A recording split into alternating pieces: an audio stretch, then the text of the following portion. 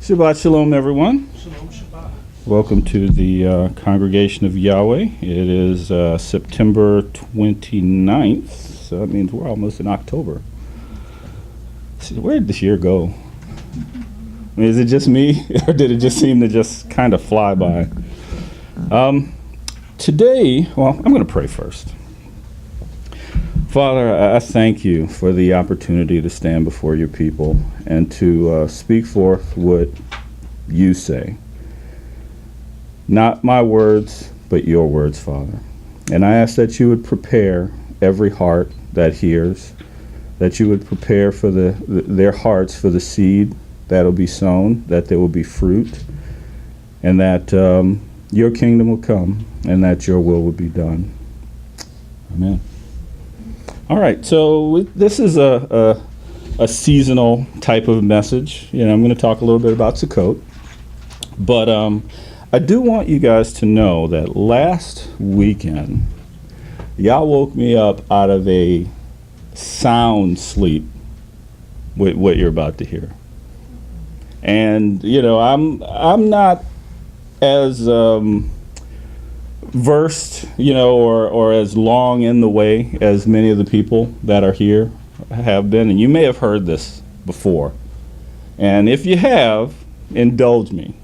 But this was all new to me, and I feel like it was just really, really fresh from y'all. So I like to talk a little bit about Hebrew. I'm more of a teacher than I am anything else. And since we are using Hebrew terminology, Sukkot is a plural word. It's the plural form of sukkah. Okay, a sukkah, many people will tell you it's a temporary dwelling or a booth, maybe something like that. And I just want to talk a little bit about the word itself. I do a lot of word studies. So if you were, I don't know if you have any electronic devices with you, but if you, in the Strong's Concordance, it's the Hebrew word, number 5521, is sukkah. Okay? Now, the definition of this word is thicket. All right? Now, I was going to put this up on the screen, but hopefully you guys will be able to see it on my tablet. Maybe it'll be big enough. I don't know if you can see that. That is a thicket. Okay? It's a bunch of greenery. All right? So what does that have to do with anything? Why is this word that means thicket often translated as booth? I mean, how does it even make sense? So hopefully I can help you to make sense of it a little bit. Well, the origin of sukkah is sak. It's another Hebrew word. I'm going to talk a little bit about sak. Sak is a two-letter root word in Hebrew. It is a male, like if you ever study languages, English doesn't have it so much, but if you know Spanish maybe, you know that words that start with end with a is usually a feminine version of that word. You know, like amiga would be a female friend, and amigo would be a male friend. Okay? So sukkah works the same way. Suk by itself is a male. Okay? Now, how you get a male thicket? I don't know. You know, not my language, right? But when you put the ah on the end, it's the feminine version of the same word. All right? So if you're going to understand languages, there's some things that, you know, this is going back to high school and maybe even grammar school. Okay? So when you're looking at words, for example, a verb, okay, because I'm going to talk about verbs in a little bit because there's a verb form of this particular word, and we're going to talk about it. But a verb is something that describes an action, right? Everybody, you know. There's a special kind of verb called a transitive verb. That means that verb has an object, meaning it's not doing its own action. It means that the action is transferred to the object of that action. All right. So when we talk about, I'm going to talk about transitive verbs in just a minute. All right. So going back to suk. Oh, I might as well mention it here. Sukkot. Okay. In Hebrew, you can take a root, just like in English. If you put run, you put ing behind it, you get running. It's the verb form of to run. All right. Well, the same thing works with Hebrew. You put ot on the end of a female word, it just means the plural version of the same word. So instead of one booth, to say booths was an S, that's hard, booths, all right? That just means Sukkot means more than one booth. All right, everybody got that? All right.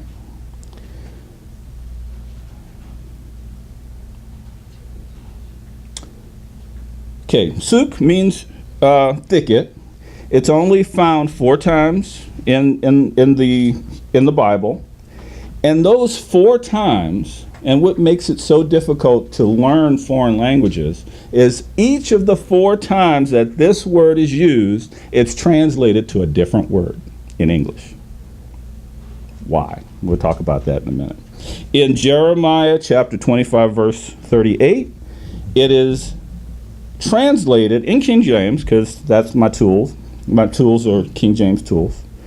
It's translated as covert. So does anybody know what covert means? Somebody, what you got? Covert, that means hidden. It means hidden. Very good. Thank you, William. You got getting me exactly where I want to go with this. Now, I'm interactive. I'm going to ask questions. I might ask people to read. I do all kinds of stuff. So in Psalm chapter 10, verse 9, it's translated as den. In Psalm chapter 27, verse 5, it's translated as pavilion. In Psalm chapter 76, verse 2, it's translated as tabernacle. So the question is, how can all of these words come from one word? Well, we're going to look at that in a minute. Now remember, the word just means thicket.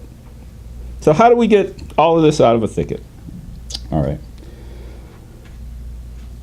The verb form of the word is sak, with 2 K's. It's funny.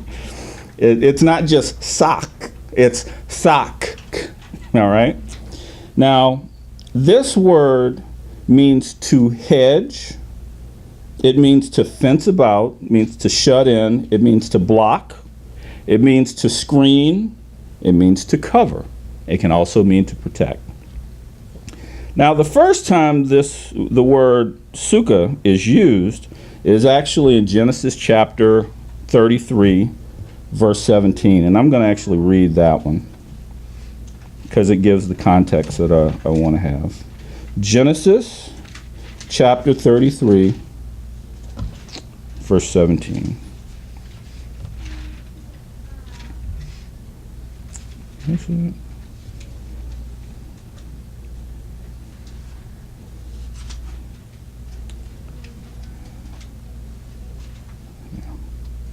And Yaakov set out to Sukkot and built himself a house and made booths for his livestock. That's why the name of the place is called Sukkot. So we have a town in Israel with the same name as the feast. They're both called Sukkot because they mean more than one booth, right? Now, what I want you to notice about this is that Jacob built a house, and I'm going to say it was probably a tent, okay? May have been a house, but I'm going to say it probably was a tent. But he made booths for his livestock. So one thing I want you to get out of this is that people don't normally live in sukkahs. That's why the time is special, because people don't normally live in sukkahs, all right? Now, how thicket comes into this, I'm going to take one more verse. Let's see, Job chapter 38, verse 40. Job 38, 40. All right, I'm going to start at 38. Do you hunt the prey for the lion, or satisfy the appetite of the young lions?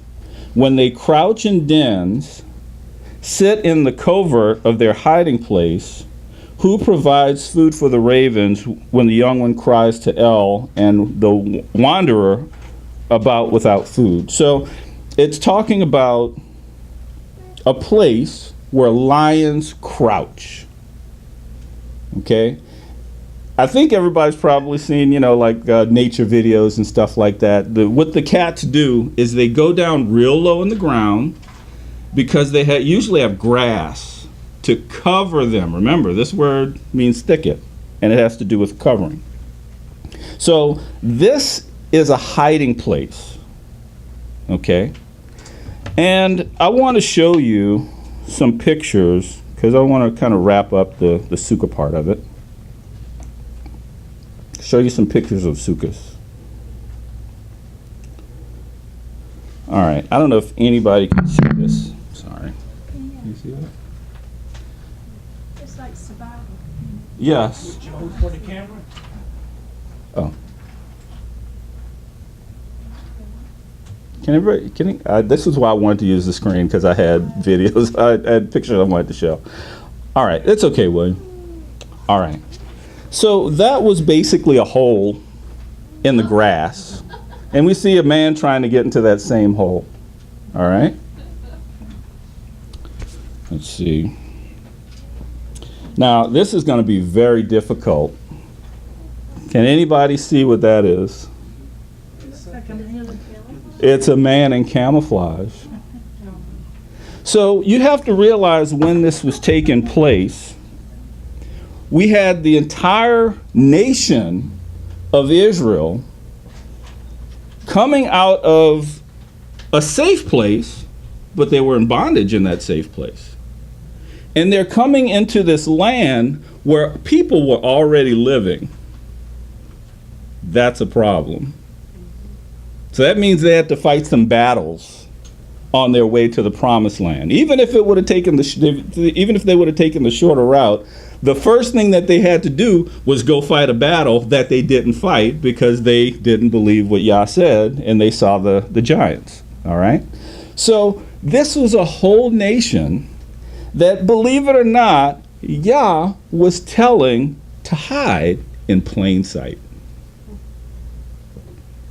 The real definition of what a sukkah is, it's a camouflaged surrounding.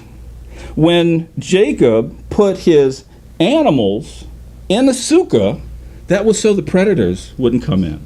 They wouldn't be able to see them. They might be able to smell them. If you've been around a farm, you can't get away from the smell. But at least the predators wouldn't be able to see his livestock. Yes? That's the reason why it tells us to decorate with the different trees. Exactly. It's not just to wave around. In fact, he told them what kind of trees to get. You get, palms? There were willows. What was the other one? There was another one. It was like leafy boughs or something like that. Myrtle. Yeah, myrtle. So he was telling them to use trees that would help to hide their camp in plain sight. All right. No, they didn't. So as far as sukkahs, this could be what one could have looked like. Now this is a more modern sukkah, right? But it's a bunch of branches that are kind of all tied together so that if this was out in the wilderness, it would be harder to see. All right, let's got another one. This is a modern sukkah. It's a hunting blind. You don't want the prey to see you. So all the hunters out there, you've been sukkahing forever, and you just didn't know it. All right? All right. So this is another one. You see they got the branches up on top. All right? Sukkah. This is what it means. All right. I had a couple more pictures to show, but I'm not going to worry about it now. You can see them later afterwards. All right. So getting back to, let's see.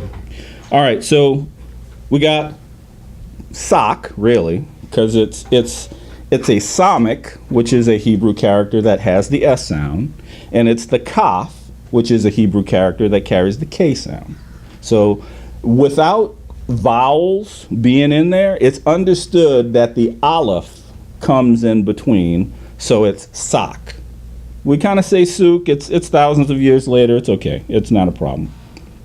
Now, one of the things I want to kind of touch on is when you're reading the word, to be able to understand certain things, you got to know how they arrived at certain things as you're reading it. And one of the things that I want to talk about is the difference between transliteration, translation, and interpretation.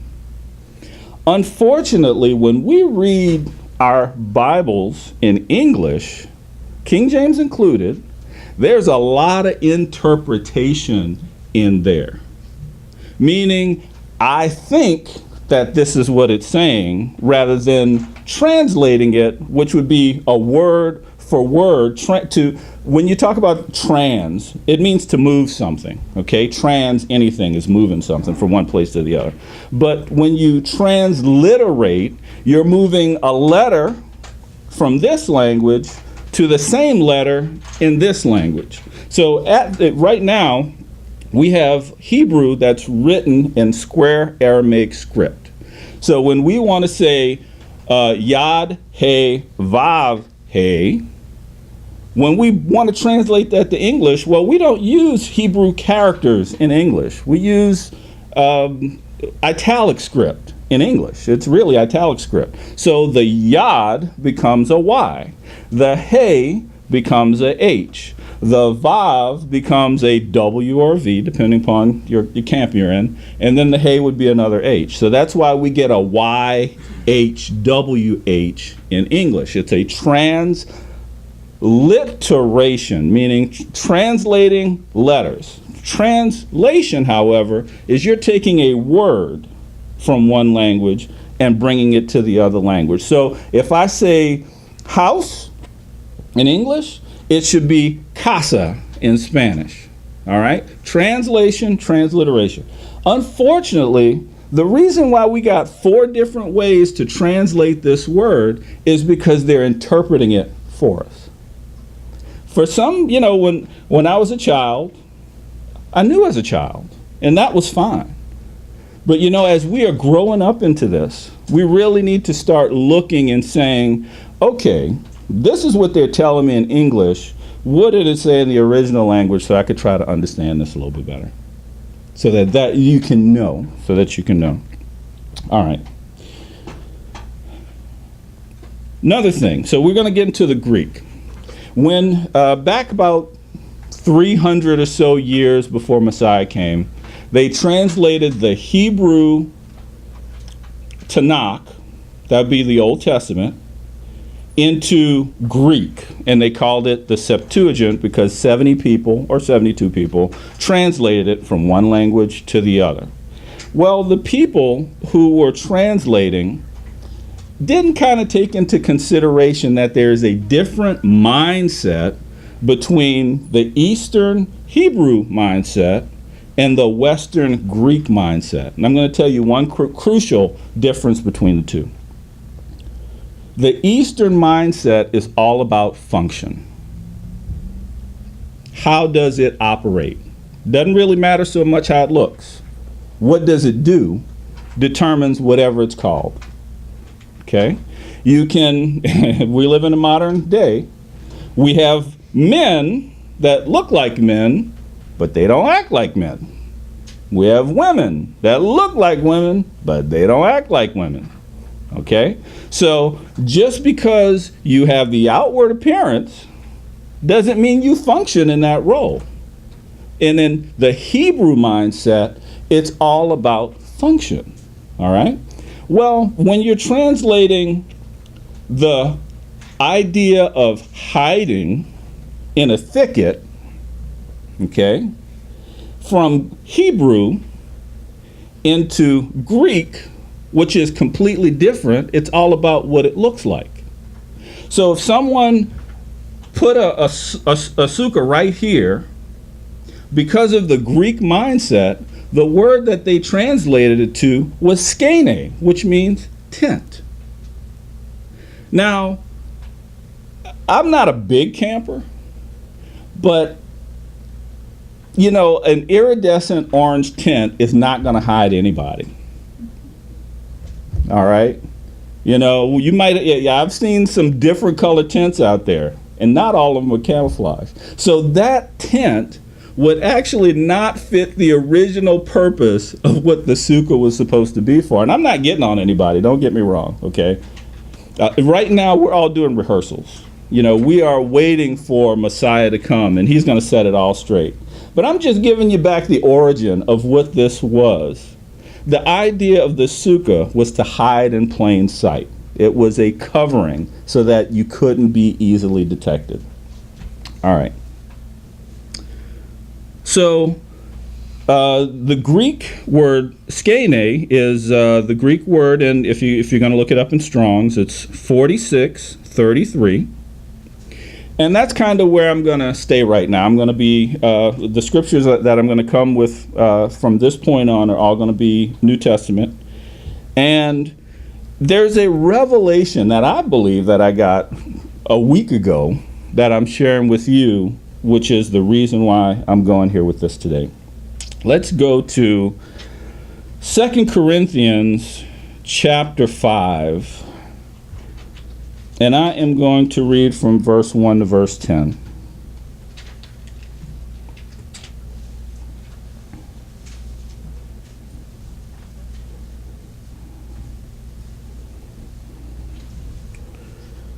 All right, so this is Paul's writings, and we know that his writings can be a little bit difficult to understand sometimes, so hopefully I'll help smooth that out a little bit.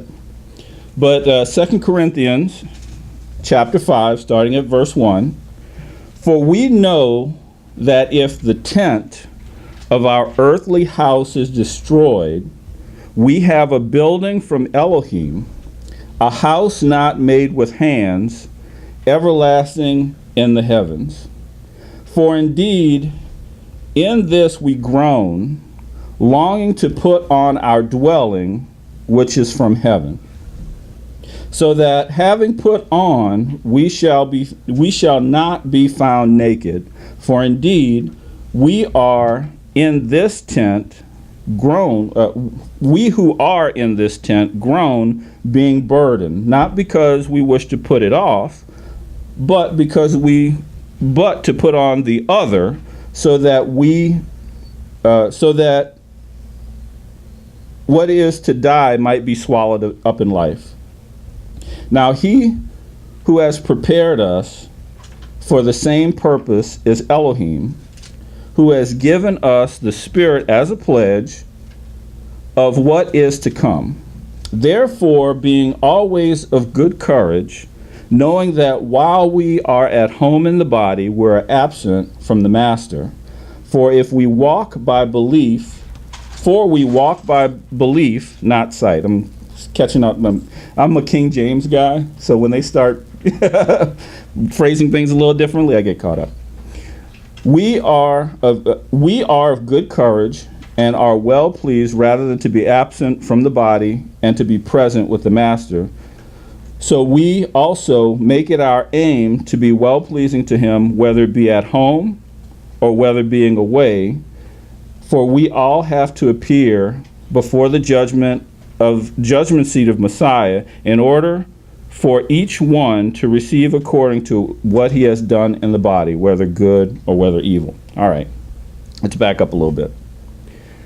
Verse 1, for we know that if the tent of our earthly house is destroyed, we have a building from Elohim. Okay, so we have a word here saying that if something happens to this physical body, we're in a very fortunate position because we got another one waiting for us. And it's actually better than the one we got now. All right? So Once this earthly house is destroyed, we have a building from Elohim, a house not made with hands, everlasting in the heavens. Let's go to John, this is Messiah, John chapter 5. I'm going to start at verse 19.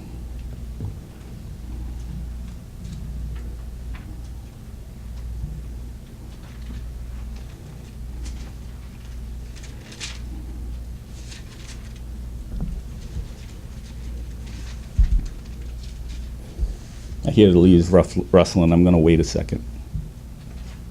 All right. Therefore, Yeshua responded and said to them, truly I say unto you, the Son is able to do none at all by himself, but only that which he sees the Father doing, because whatever he does, the Son also likewise does. For the Father loves the Son, and shows all that he himself does, and greater works than these he is doing to show himself, in order that you marvel. For as the Father raises the dead and makes alive, even so the Son makes alive whom he wishes. For the Father judges no one, but has given all judgment to the Son, that all should value the Son even as they value the Father, and he who does not value the Son does not value the Father who sent him. Truly, truly, I say to you, he who hears my words and believes in him who has sent me possesses everlasting life, and does not come into judgment, but passes from death to life. Truly I say unto you, the hour is coming, and now is, when the dead shall hear the voice of the Son of Elohim, and those having heard shall live. For as the Father possesses life in himself, so he gave also the Son to possess life in himself, and that he has given him authority to do all judgment, because he is the son of Adam, or the Son of Man. Do not marvel at this, because the hour is coming in which all those in the tombs shall hear his voice, and shall come forth, those who have done good to the resurrection of life, and those who have practiced evil matters to the resurrection of judgment. All right. So we got two things we're looking at. We have this earthly tent. All right.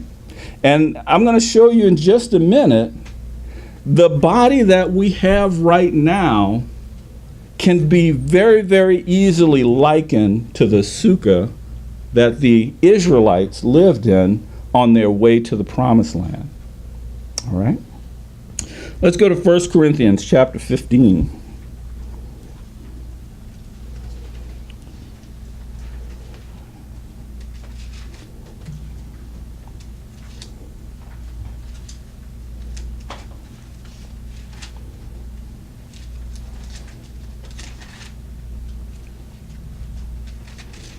Okay, this is the second to last chapter in 1 Corinthians.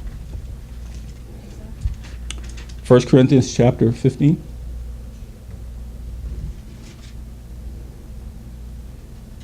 You there? All right.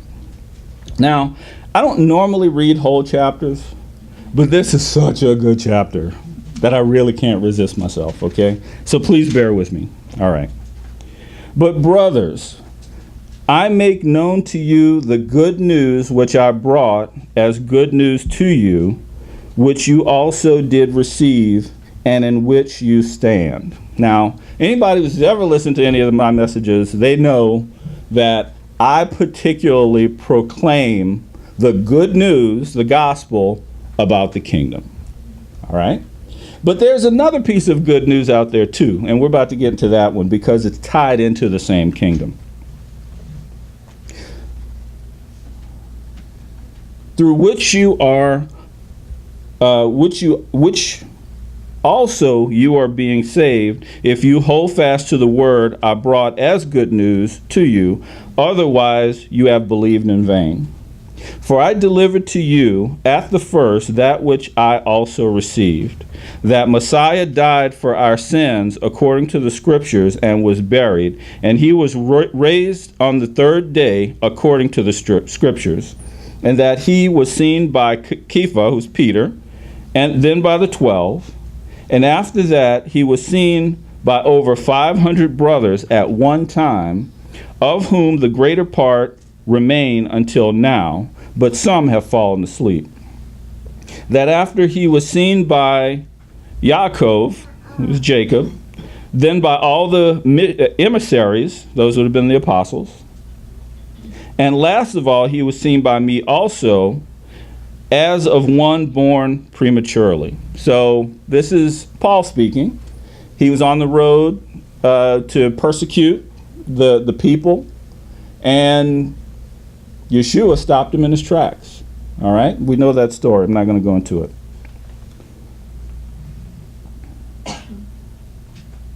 For I am the least of the emissaries, who am not worthy to be called an emissary, because I persecuted the assembly of Elohim. But by the favor of Elohim I am what I am, and his favor towards me is not vain, but I labored much more than they, yet not I, but the favor of Elohim with me. Whether then it was I or they, so we proclaimed, and so you believed. And if Messiah is proclaimed that he has been raised from the dead, how do some among you say that there is no resurrection of the dead? If there is no resurrection of the dead, then Messiah has not been raised. If the Messiah has not been raised, then our proclaiming is empty, and so is your belief also empty.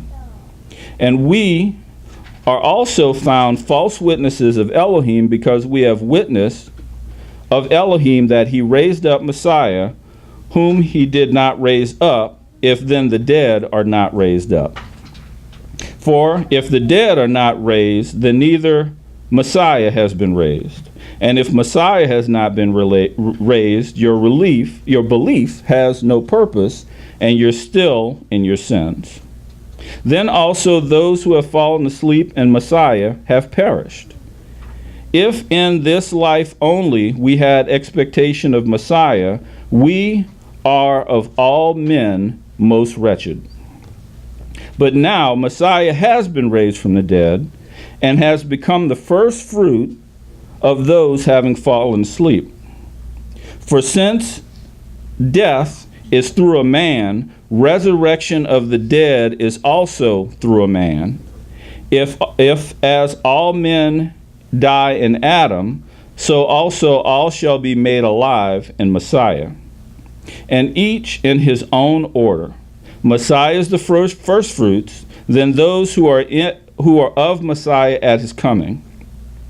Then the end, when he delivers up the reign of Elohim, so that'd be kingdom of Yah, the Father, then he has brought to naught all rule and all authority and all power. So yeah, this is a very, very strong kingdom-related passage of Scripture.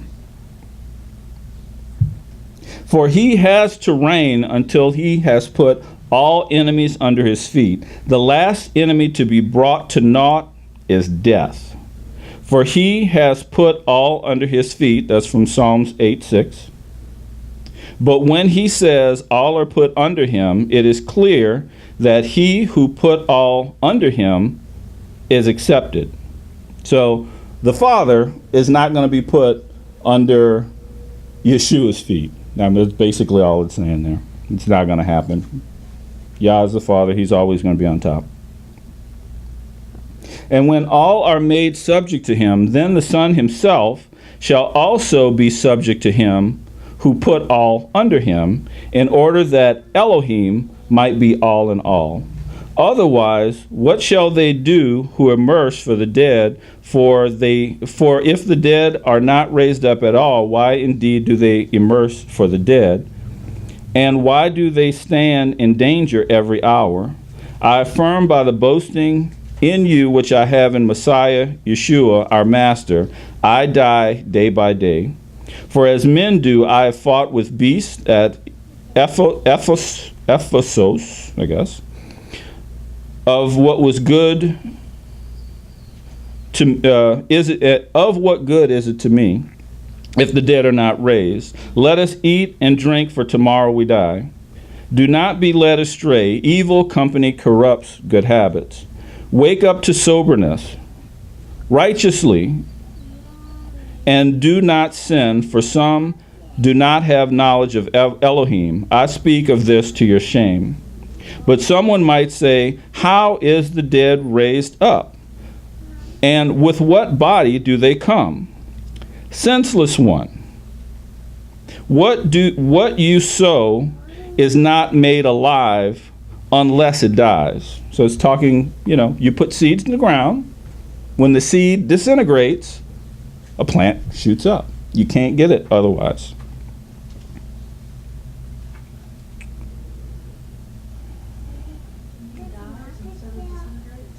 Well, it breaks up, but it becomes something different. All right. And as to what you sow, you do not sow the body which is to be, but the bare grain. It might be wheat or some other grain, but Elohim gives it a body as he wishes, and to each seed a body of its own. All flesh is not the same flesh, but there is one flesh of men, and another flesh of beasts, and another of fishes, and another of birds. And there are heavenly bodies and earthly bodies, but the esteem of the heavenly is truly one, and the esteem of the earthly is another. One esteem of the sun, and another esteem of the moon, and another esteem of the stars. For the stars differ from star in esteem. So also in the resurrection of the dead, it is sown in corruption and raised in incorruption. It is sown in disrespect and raised in esteem. It is sown in weakness, it is raised in power. It is sown a natural body and raised a spiritual body. There is a natural body and there is a spiritual body. And so it has been written, the first Adam became a living being, and the last Adam a life-giving spirit. The spiritual, however, was not first, but the natural, and afterward the spiritual. The first man was of the earth, earthly. The second man is master from heaven. As is the earthly, so are those who are earthly. And as is the heavenly, so are those who are heavenly. And as we have borne the likeness of the earthly, we shall bear the likeness of the heavenly. And this I say, brothers, that flesh and blood is unable to inherit the reign of Elohim. Neither does corruption inherit incorruption. See, I speak a secret to you. We shall not all sleep, but we shall all be changed. In a moment, in a twinkling of an eye, at the first trump.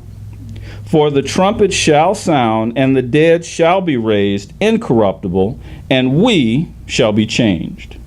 For the corruptible has put on incorruption, and the mortal put on immortality. And when this corruptible has put on incorruption, and the mortal has put on immortality, then shall come to be the word that has been written, death is swallowed up in overcoming. O death, where is your sting? O Sheol, where is your overcoming? And the sting of death is sin, and the power of sin is Torah. But thanks to Elohim, who has given us the overcoming through our Master Yeshua, Messiah. Therefore, my beloved brothers, be steadfast, immovable, always excelling in the work of the Master, knowing that your labor is not in vain in the Master. All right, I got one more I'm going to do here. I'm going to wrap this up. Romans chapter 8. Kenyon, you here? All right. Because I want to tell, this is for you, but this is for everybody. All right, so As for Joe Allen, Romans chapter 8. I'm going to start at verse 18.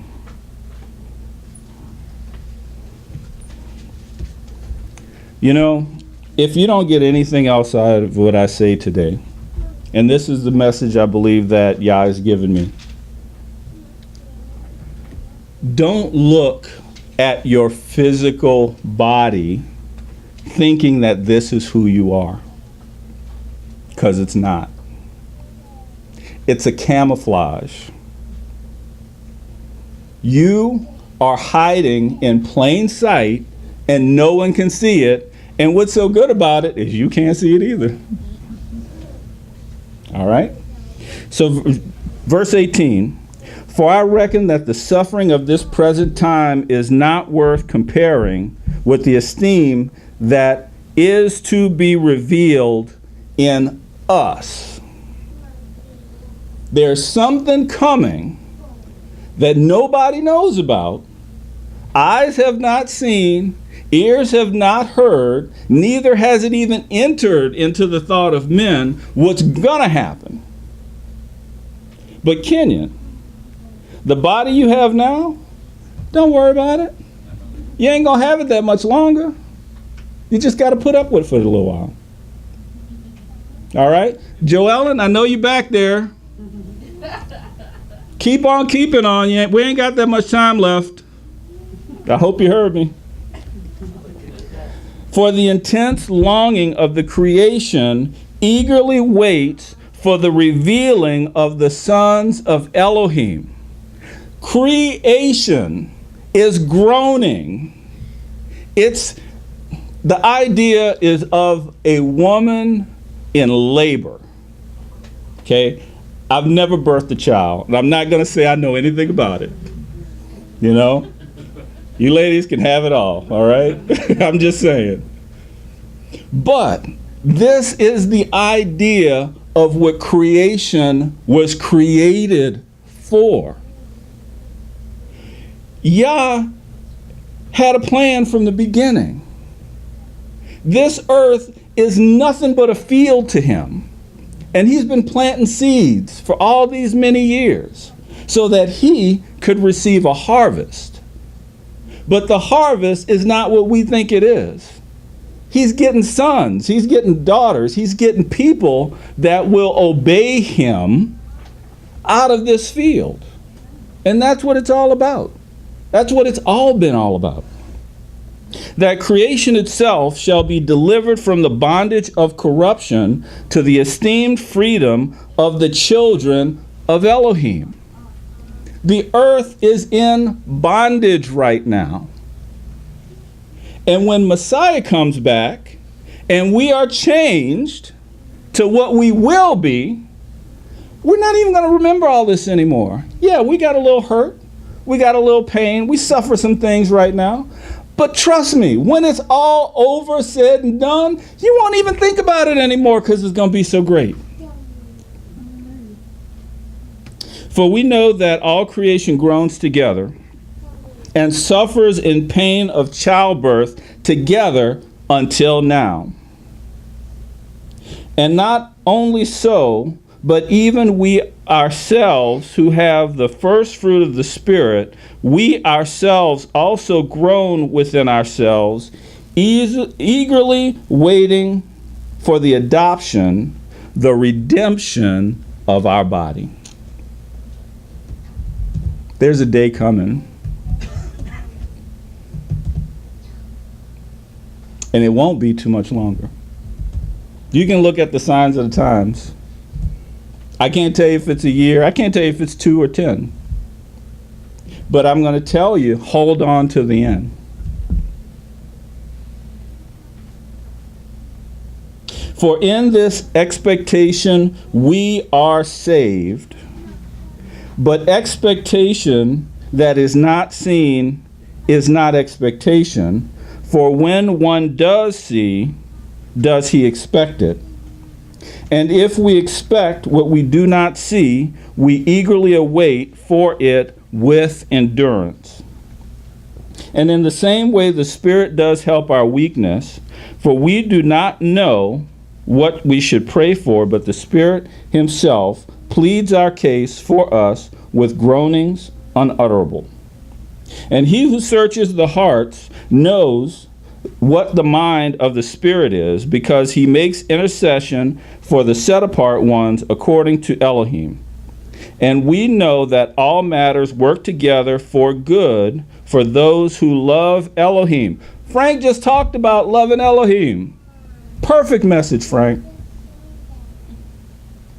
Well, how do you know if you love Elohim? Are you doing what he said to do, or are you not? Sure sign of love. All right. And he who searches the hearts knows what the mind of the Spirit is, because he makes intercession for the set-apart ones according to Elohim. And we know that all matters work together for good for those who love Elohim and to those who are called according to his purpose. Because those whom he knew beforehand, he also ordained beforehand to be conformed to the likeness of his Son, for him to be the firstborn among many brothers. Okay? If you're not conforming yourself into the image of the Son, you're missing it. If you're saying, I don't have to do what Yah said because Messiah did it already, you're missing it. Because you should be conforming yourself to him. What you see in him is the same thing we ought to see in you. It's the same thing you need to see in yourself. All right?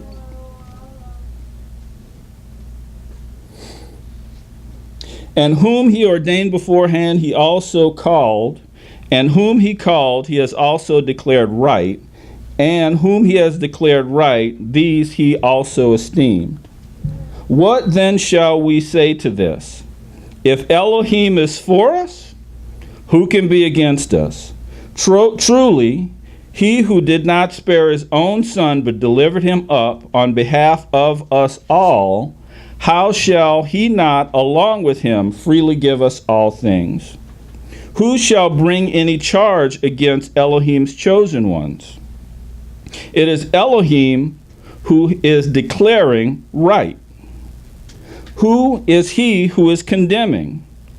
If it is Messiah who died, and furthermore is also raised up, who is also at the right hand of Elohim, who makes intercession for us, who also separate us from the, who shall separate us, sorry about that, who shall separate us from the love of Messiah?